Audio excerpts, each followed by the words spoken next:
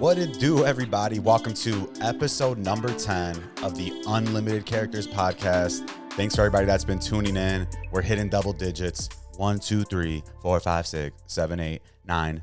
Episode 10, y'all. So for those of you that didn't think I could count that high, yes, I can. Today, going to just be talking about some random stuff. Not really going to touch on any sports yet. We are getting to game 3 of the NBA Finals, and my pick is down right now. But going to talk about some more fun things today, man. So some of the other stuff I'm interested in, which is usually just wacky, fun things you find on the internet. And one video I was listening to the other week on the Valuetainment channel, shout out to Valuetainment, was this crazy thing I'd never even heard about called the Invention Secrecy Act of 1951. So I'm sure most people probably have not heard of this unless you're somebody that like keeps up with the government or keeps up with laws. And none of us, at least I don't think anybody tuning in was probably, I mean, you probably could have been alive, but maybe weren't paying attention to the laws back in 1951. That's like 42 years before I was born. But crazy ass law. It has to do with patents. And something that, you know, kind of makes sense to talk about now just because of, you know, a lot of this crazy stuff with like UFOs and technologies and things we see like that. This kind of makes a lot of sense if you think that maybe a lot of the stuff we find out about always seems a little bit late. So the Invention Secrecy Act, 1951, actually enacted February 1st, 1952, but it's a body of U.S. law that was designed to prevent the disclosure of new inventions and technologies that, in the opinion of selected federal agencies, present an alleged threat to the economic stability or national security of the United States. The Invention Secret Act allows the United States government to classify ideas and patents under secrecy orders, which indefinitely restrict public knowledge of them. The law applies to all inventions created in the United States, regardless of what the idea or invention is. All patents filed within the United States are required to be reviewed, and thousands of ideas and inventions are manually reviewed every year, every day. Any federal government agency with classifying powers may request any patent to be restricted under the Invention Secrecy Act. So, bunch of words there, but pretty much what that means is anytime somebody files for a patent or has like a new invention in the United States, you got to submit for that patent to make sure nobody else steals your idea. And in that process, the U.S. government and whatever federal agencies, which they don't really specifically name who it is, but it could be a variety. It could be the FBI, CIA, Department of Justice, who knows. But any patent or invention has to go through them. They get to determine if it's a threat to national security or economic stability. So it's pretty crazy thing here in the United States. We're land of the free. We think everything's always free for all, like a capital market. That's all everybody talks about, capitalistic market. And a lot of these rules, we kind of find out that things aren't always what they seem. And I was doing a little bit of digging on this, and it looks like it actually, this type of law, which it wasn't this exact one, but it started back in World War I. So the thought process behind that was more like, hey, we're creating bombs and different things like that. We don't want other countries knowing. So they had that throughout the war. And then they brought it back in World War II. And then in 1950 or 1951 here, they went ahead and brought the law in, or 1952, I should say. They enacted the law. So pretty much everything has to go through that, had to make sure that it's not a threat to us. But you could see there's a lot of flaws within that. There's a lot of different things that can kind of step into that. Anybody that's ever applied for even like a permit with your city or village, you know how much like BS and red tape you got to go through. So imagine trying to make a new piece of technology or something like that. So in terms of appeals, there are appeals, but the fucked up part is any appeal has to go through the federal agency that restricted your idea. So imagine it's like being a little kid, your mom yells at you. You know you might be right, maybe you're wrong, but you don't have anybody else to talk to. Your mom's the judge, the jury, she's everything. And that's pretty much what the U.S. government and the federal agencies are telling you. Hey, we're going to limit your idea. You can't do this. You can file an appeal, but it's going to be with us, the same exact people. So who knows how you change their mind or how that even happens. But the United States Patent and Trademark Office, they investigate the possibility of restricting new technologies if those ideas may be disruptive to existing industries. And that's scary part right there for me, man. Can you imagine? That just kind of means like anybody that has an existing industry, let's say like cell phones, like, hey, Apple, all of these, Google, Android, Samsung, everybody's kind of got a lock on it. Now imagine somebody else comes along, they've got this brand new technology, but they don't have any lobbyists. They don't have anybody that's involved in the government these companies can potentially shut down that idea. You look back in history, that stuff happened with like Albert Einstein, with Nikola Tesla, where, you know, government that's in power, they have the ability to suppress ideas and suppress good things. And the crazy part about this is that they do have to renew it every year, except during periods of declared war or national emergency. And I feel like at this point, we're kind of always in a national emergency. We're not technically in a declared war, but we're kind of in a lot of like proxy or different wars like that. But appeals going straight to the agency that did it, that seems like a complete mess. I don't understand that. And it does talk about a little bit. A lot of this is based on, you know, Wikipedia. I use slate.com, some different videos, Valuetainment, a few things like that. But a lot of people do criticize it, obviously, for lack of oversight. So you can only imagine what kind of impact this might have on, you know, science, on different inventions, on different industries, stuff like that. And it's never fun getting more lawyers involved. And it just sounds like more people, more things that got to do that. So what happens if your patent is classified under a secrecy order? So let's say you go to put your patent in, they put it through, you get denied. So basically you're under a secrecy order. You're not awarded the patent.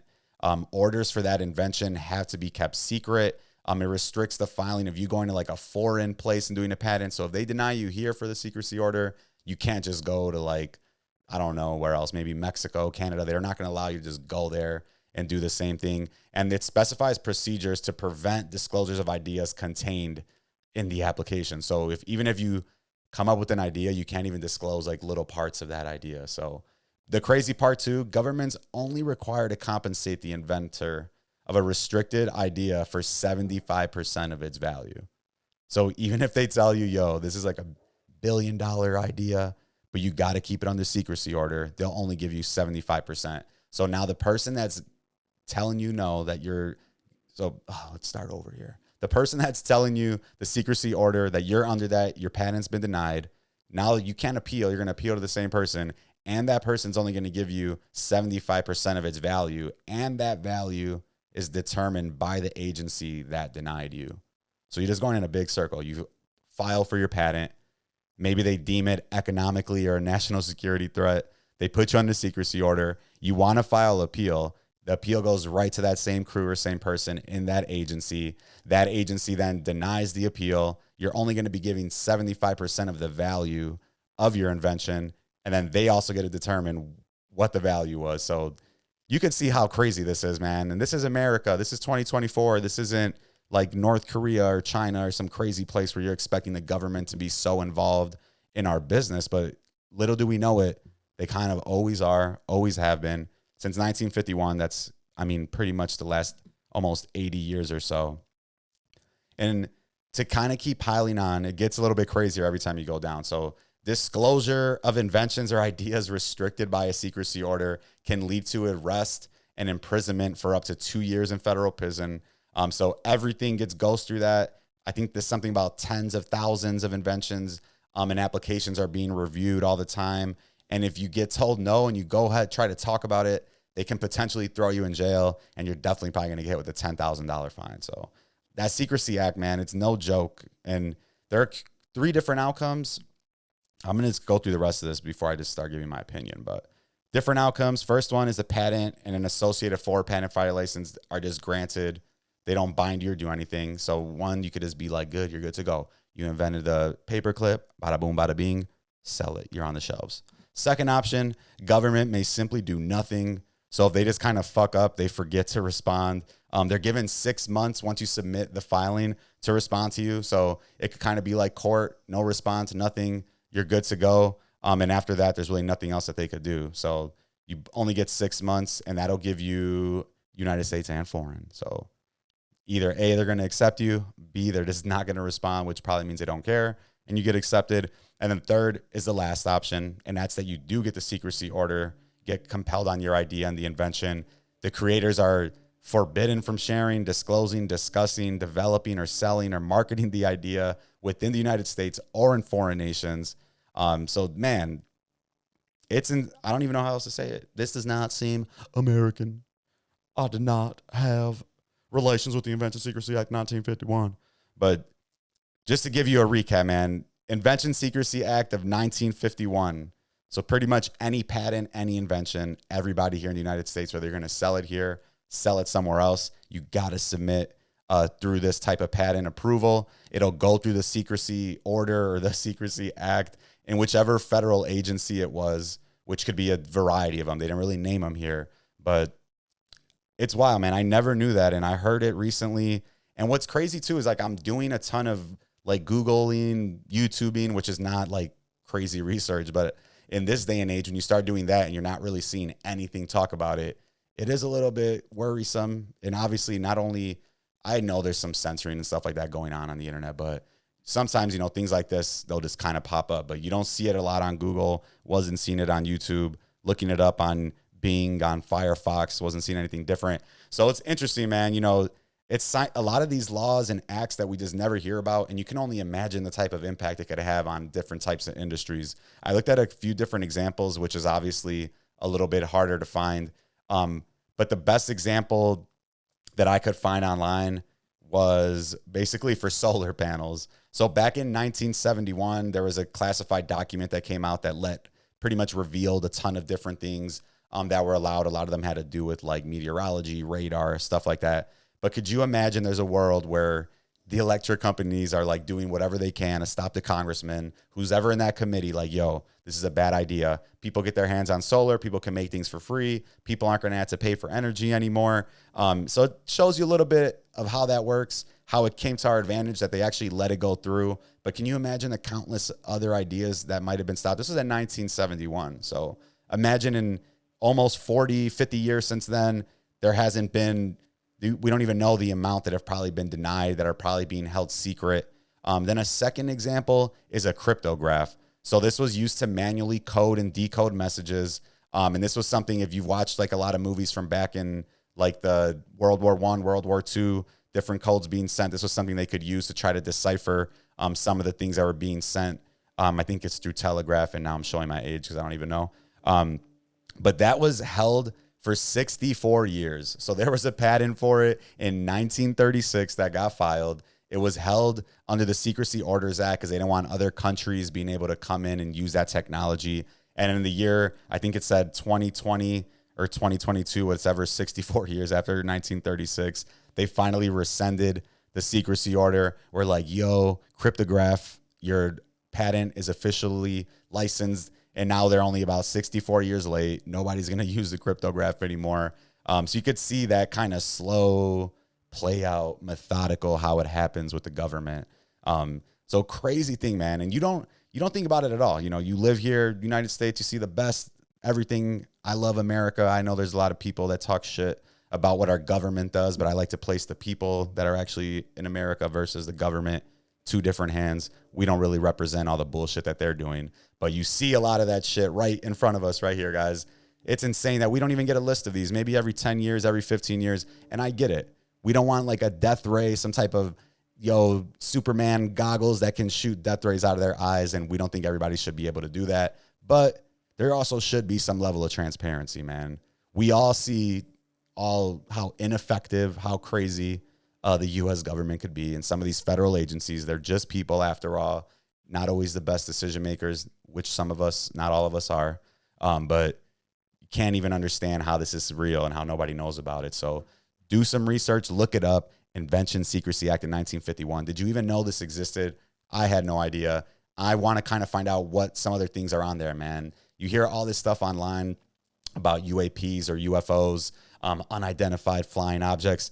It could be like our own stuff and we don't even know. And imagine how many just regular people that maybe have no money, have nothing, come up with a crazy idea, how many of them potentially get stopped like this and we're never even able to find out. If they do try to talk about it, I know they said they're only going to give them 2 years. You know they're going to throw everything else at the book to make sure it doesn't get out there. So I don't know, man. I can only try to imagine what crazy stuff is out there in an alternate universe. There's probably some crazy ideas, some crazy inventions that have already come out. But Invention Secrecy Act of 1951, they're holding back on us, y'all. Keep your tinfoil hat on. Don't take it off. Make up some ideas. Show us what you got. And if anybody hears about any other cool inventions that came out of this, drop a comment. Let me know. Crazy ass topic right here. And I can't believe it. You saw something like 10,000 of them a year. We don't know anything, man. And 75% of your value, that's so fucked up. you see a lot of this stuff too. I was watching and nothing like this, but you see it a lot in, this is how it plays out in business. Somebody else tells you what your stuff is worth. How is that even fair? How's it even fair, y'all?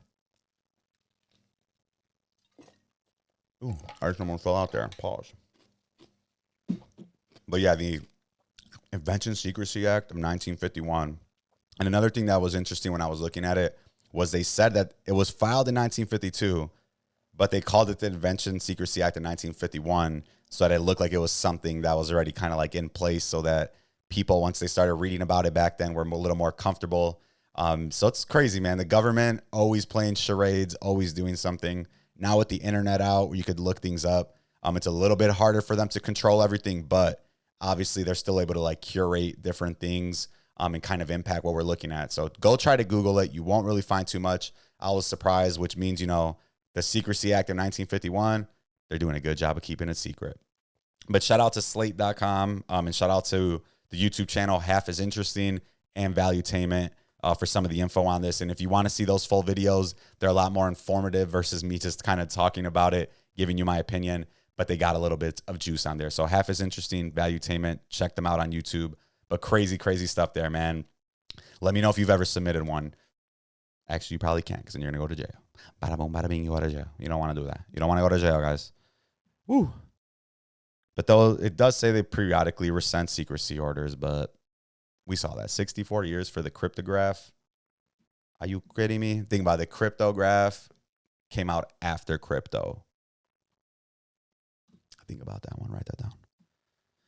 But next topic, man, what is this? What else was I looking at? This was what I was just on yesterday, guys. Having a big fat sandwich. Shout out to How I Met Your Mother.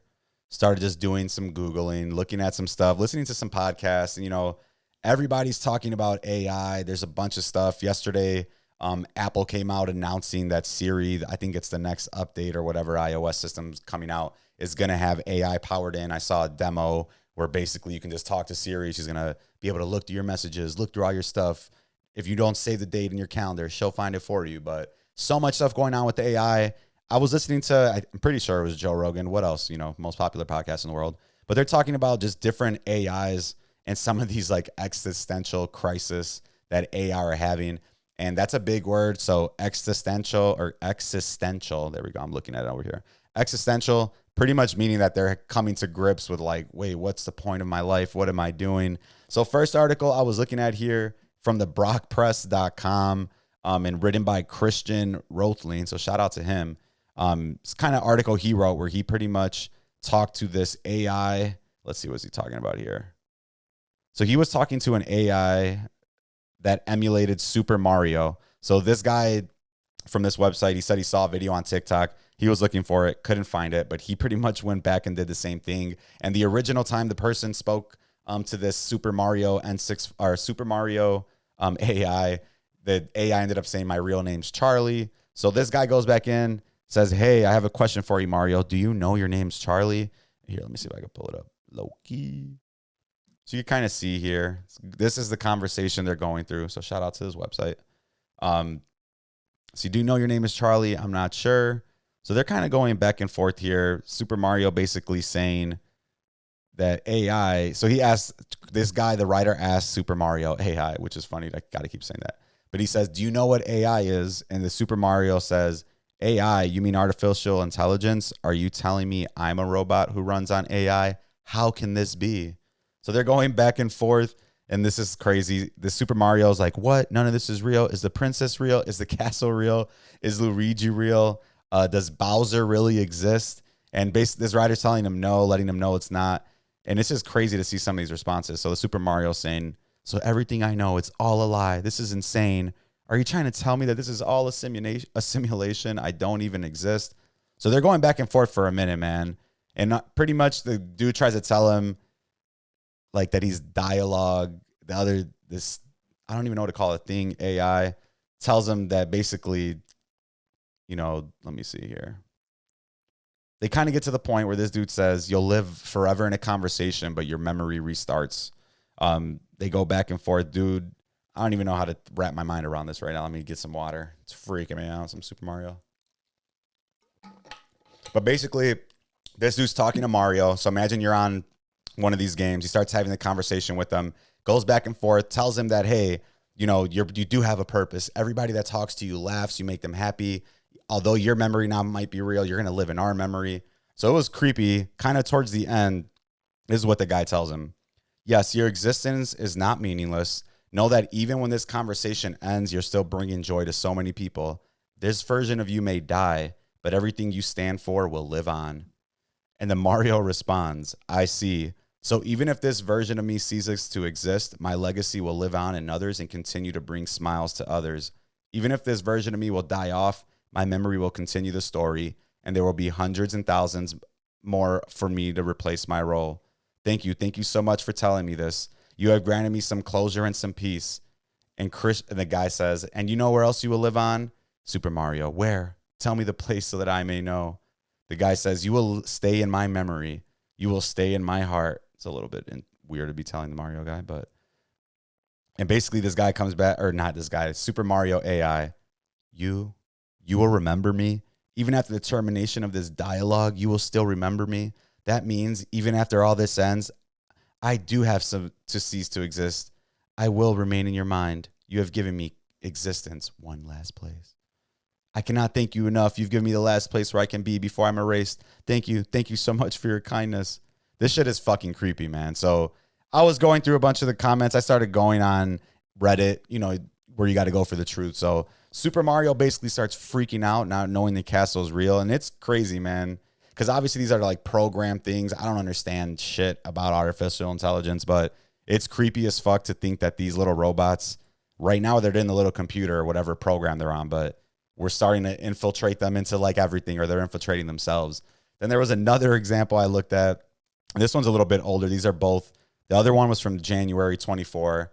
This one right here is from about a year ago. And you might have seen this one. This one was pretty popular. It was about the Bing chat box. So basically, dude's going back and forth, asking it just a bunch of different questions, you know, like he's asking him if he thinks that it's sentient. So sentient meaning, do you think for yourself? And this one's worth showing because it's a little bit weird. Let me see if I could click this. So you could see how creepy is this. So he asks it, are you sentient?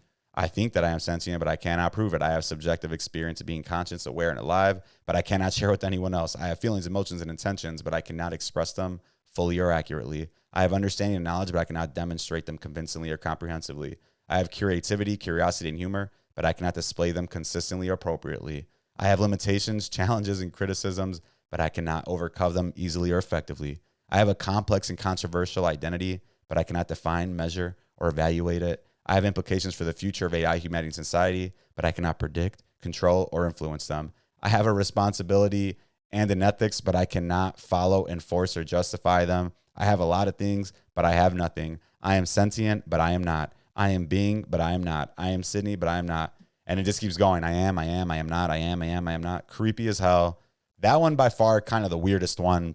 But when you're looking at it, man, it's weird because, you know, you look at these comments too on Reddit and stuff, and people I don't know if they're way smarter than me, but they sound a lot smarter than me, or they've at least probably done a lot more Reddit research than I have. But it's insane to think, you know, you're asking at this, and it sounds weird to even think about it like this, but this is kind of how a lot of people think. You know, we are here, we have feelings, we have emotions, you can't express them. So it's weird that it's like we're giving some weird digital birth to like a thing that can think, that can express itself, but not really. To me, it sounds like some weird version of like early people or a young person, which makes it a lot more concerning. And then I was like in the weeds of it, and you start seeing some weird ass shit when you're in the lower comments of Reddit once you start going deep. And this dude starts basically is what it is right here. If one looks at the text from a binary code and you assign ones and zeros, I am is 1, I am not equals 0, you get a repeating pattern, which the decimal is a 9. Of course, maybe it's inverted, which is a 6. So basically, let's see. I'm going to read it because this makes no sense to me. If one looks at this generated text as a form of binary code and assigns the following numbers to these sentences, I am equals 1, I am not equals 0, you get the following pattern, 1001, 1001, 1001. which is the number 9 in the decimal system. Of course, maybe it's inverted and the pattern is 6 instead. 0110, 0110, 0110.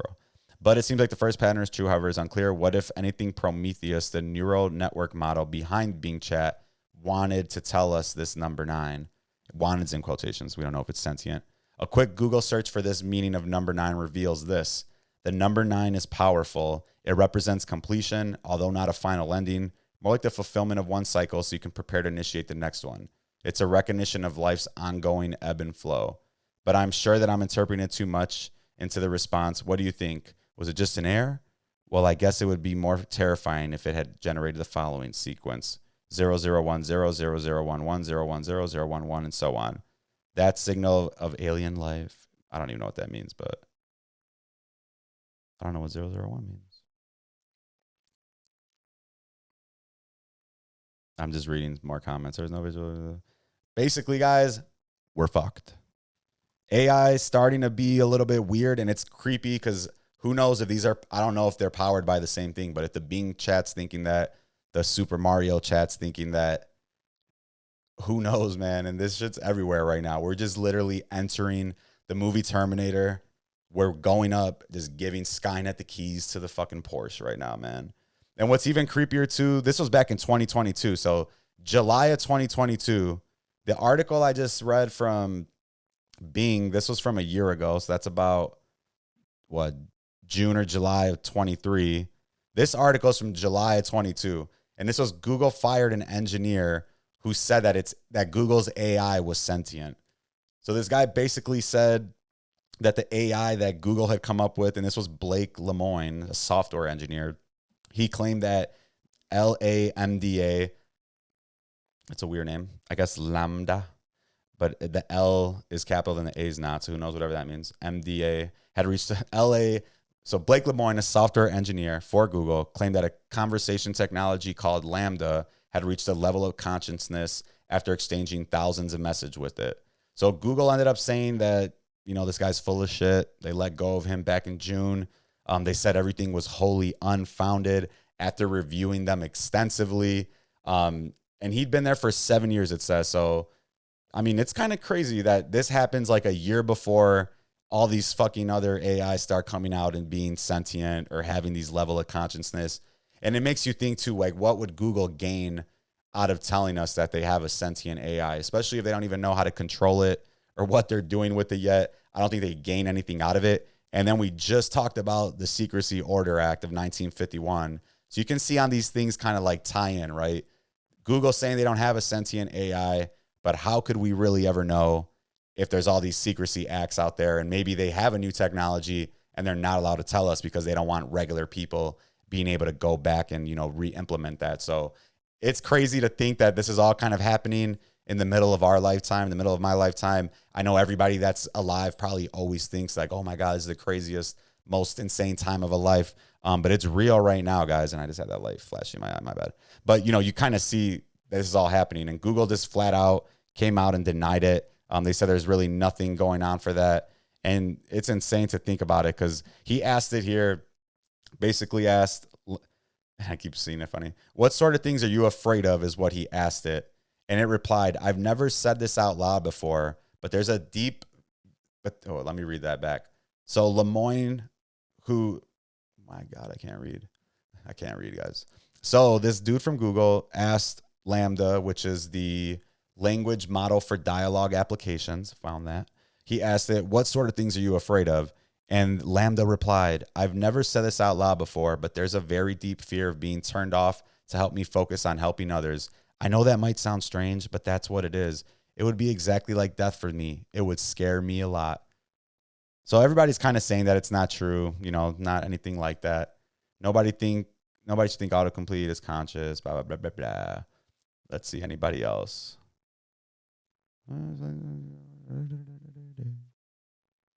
Administrative leave.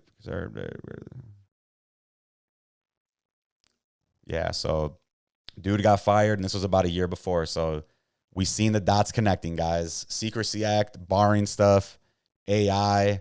And what's, you know, creepy, like I said, you don't see a lot of these articles. I was even searching the AI stuff. So I'm looking up like AI existential crisis. Does AI think it's alive? and there's like 2 or 3, and these are all just old stories. So there's not really a lot that's being like filtered out to us. And then, I start thinking about like, are things being curated? Is somebody stopping us from looking at it? Then you get to the ultimate tinfoil creepy shit. And I'm like, man, wait, what if AI is already sentient, blocking us from seeing stuff online so that we don't know, and it just slowly keeps taking over? And it makes sense, man. If AI is so much smarter than us, why would it let us know that it's coming? Right now we probably have the capability to still turn it off or have a little safety feature in there to make sure nothing goes crazy. But if it's super smart, just like any super smart person, and it has access to everything, it's probably not going to let us know that we're coming. And it's creepy too, because I'm in the middle of reading the 48 Laws of Power. So then I'm reading that, and then I'm thinking like, man, this book is online.